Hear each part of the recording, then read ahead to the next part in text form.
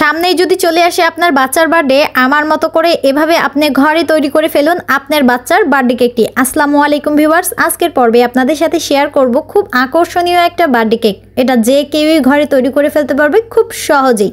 আশা করছি অন্য দিনের মতন আজকের রেসিপিও আপনাদের কাছে অনেক সহজ আর আকর্ষণীয় লাগবে। তাহলে পুরো ভিডিওটার সাথেই থাকুন। চলুন তাহলে শুরু করে ফেলি। কেকটি বানানোর জন্য আমাদের প্রথমে লাগছে 2টা ডিম। ডিমটা কিন্তু নর্মাল টেম্পারেচারের হতে হবে। যদি ফ্রিজে থাকে তাহলে কিন্তু আধা ঘন্টা আগে ডিমটা বের করে রাখতে হবে। এখন ডিমের কুসুম আমি আলাদা করে একটা বাটিতে উঠিয়ে রাখছি। আমরা হ্যান্ড উইংস দিয়ে যেহেতু এটা বিট করে নেব, সেজন্য ডিমের কুসুমটা থাকলে এটা ফমি ভাব তাড়াতাড়ি আসবে না। সেজন্য প্রথমে আমাদের সাদা অংশটাকে বিট করে নিতে হবে। প্রথমে আমি 2-3 সেকেন্ড হালকাভাবে এটাকে বিট করে দিলাম। তারপরে এখানে 1 কাপের মতন চিনি দিয়ে আমি এটাকে বিট করে নিচ্ছি। অল্প অল্প করে চিনি দিয়ে এটাকে আমি সুন্দরভাবে বিট করে নিচ্ছি। যেহেতু হ্যান্ড উইংস দিয়ে আমরা এই কাজটি করছি, সেহেতু আমাদের কিন্তু একটু সময় নিয়ে ধৈর্য সহকারে এটাকে বিট করে নিতে হবে। বিট করার এক পর্যায়ে দেখতে পারবেন যে ডিমের এই সাদা অংশটা একেবারেই সাদা হয়ে একটা ক্রিমি টেক্সচারে চলে এসেছে। সে পর্যায়ে আমরা কিন্তু এই বিট করা থামিয়ে দিয়ে ডিমের কুসুমগুলো এর সাথে অ্যাড করে নেব। ডিমের কুসুমগুলো দেওয়ার পর বেশিক্ষণ ধরে আর বিট করে নেওয়ার প্রয়োজন পড়বে না। ডিমের কুসুমটা ভালোভাবে মিশানো হয়ে গেলে এখন এখানে আমি দিয়ে দিচ্ছি 1/3 কাপের মতন রান্নার সয়াবিন তেল। ভালোভাবে এখন এটাকে মিশিয়ে নিচ্ছি। মেশানো হয়ে গেলে এখন শুকনো উপকরণ এখানে এক এক করে অ্যাড করে দিতে হবে। এখন একটা ছাঁকনির ওপর প্রথমে নিয়ে নিচ্ছি 1 কাপ ময়দা।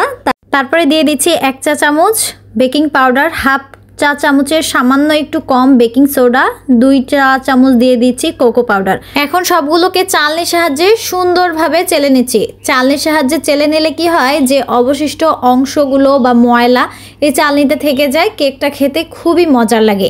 ভালোভাবে চালা হয়ে গেলে এখন আমি এগুলোকে মিশিয়ে নিচ্ছি।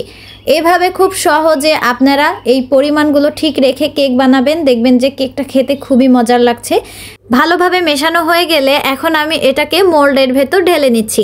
যেই মোল্ডে আজকের কেকটা বেক করব সেই মোল্ডে প্রথমে আমি একটা পেপার বিছিয়ে তেল ব্রাশ করে নিয়েছি। এখন আমি কেকের এই ব্যাটারটি এর মধ্যে ঢেলে দিচ্ছি। 2টা ডিমের জন্য এখানে কিন্তু 1 কাপ চিনি খুবই পারফেক্ট। তবে ডিমের সাইজের ওপর নির্ভর করে আপনাদের ডোটা কিন্তু পাতলা বা ঘন হতে পারে 1 কাপ ময়দার ক্ষেত্রে। যদি বেশি ঘন হয় সেক্ষেত্রে সামান্য লিকুইড দুধ অ্যাড করে এটাকে সামান্য পাতলা করে নিতে পারেন। এখন এটাকে আমি প্রিহিট করা কড়াইয়ের মধ্যে দিয়ে 35 থেকে 45 মিনিটের মতন বেক করে নিচ্ছি। তাহলেই তৈরি হয়ে যাচ্ছে মজাদার কেকটি। এখন এটাকে আমি উঠিয়ে নিয়ে সামান্য একটু ঠান্ডা হয়ে আসলে এটাকে আমি মোল্ড আউট করে নিচ্ছি।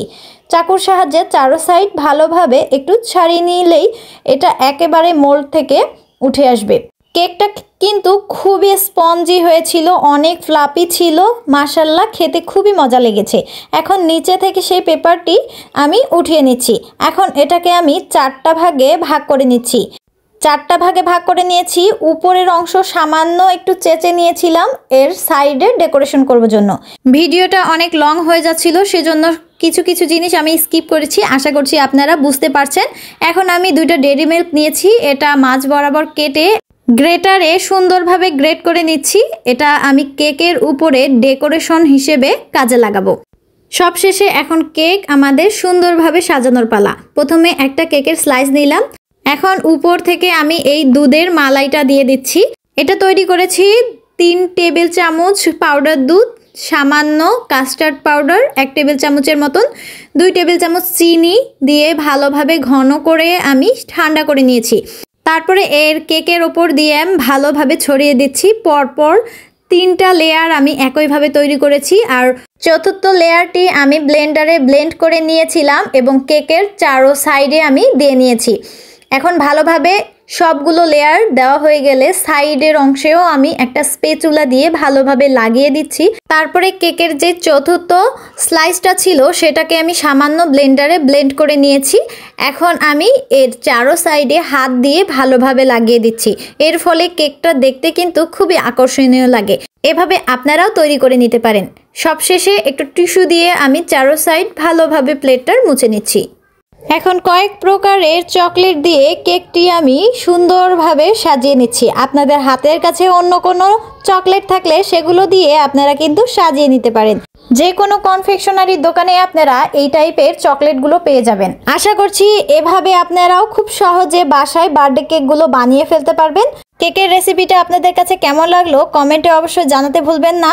এখন সব শেষে আমি উপর থেকে যে চকলেটটা গ্রেটারে গ্রেট করে নিলাম সেগুলো এখানে দিয়ে নিচ্ছি। এভাবে আপনারাও খুব সহজে বাসায় কেকটি বানিয়ে ফেলতে পারবেন। ভিডিওটি ভালো লাগলে লাইক শেয়ার কমেন্ট করতে ভুলবেন না। তাহলে আজকের মতন এখানেই বিদায় নিয়ে নিচ্ছি। সবাই সুস্থ থাকবেন, ভালো থাকবেন, চ্যানেলটাকে একটু সাপোর্ট করে আমার পাশেই থাকবেন। আল্লাহ হাফেজ।